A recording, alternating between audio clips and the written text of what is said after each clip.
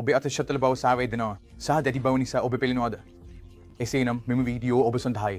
ශතල අත් සඳහා අප සාමාන්‍යයෙන් වේදනාව අඩු කිරීමට වේදනානාශක ඖෂධ ලබාද අපි ගෙදරදී ශාරීරික ව්‍යායාමත් ලබාද එහිදී රෝගීන්ට මන්ද ව්‍යායාම මගින් ඔවුන්ගේ අත දිගු කරමින් චලනයේ නැවත ලබාගත හැක. මේ කාර්යය නොකරන්නේ නම් එවැනි ප්‍රේතකරු සඳහා විශේෂිත මොදෙස්ථානයක ශාරීරික ව්‍යායාම සමානයෙන් ලබාද මේ ඔබට වේදනාව අඩු කිරීමට සහ හැකි උපරිම චලනය ලබා ගැනීමට වැඩි කාර්යක්ෂම ලෙස උපකාර වේ. මේ කාර්යය නොකරන්නේ නම් විදියවල සමානයෙන් සෙන්ද එන්නතක් ලබාදී ඒ ඔබට වේදනාව අඩු කිරීමට උපකාර වන අතර මේ පමණක් ශාරීරික ව්‍යායාමයට වැඩි කාර්යක්ෂම වේ. මෙම සියල්ල ඔබ ශතල අත් සඳහා උපකරණ නොවේ නම් ඔබට ආතර සැකපික ශාලේ කර්මයක් සඳහා හොඳ අපේක්ෂකයෙකු විය හැකි ඒ අතිවිශාල කැපීම නොමැතුව කුඩි කොහර ශාලේ කර්මයක්.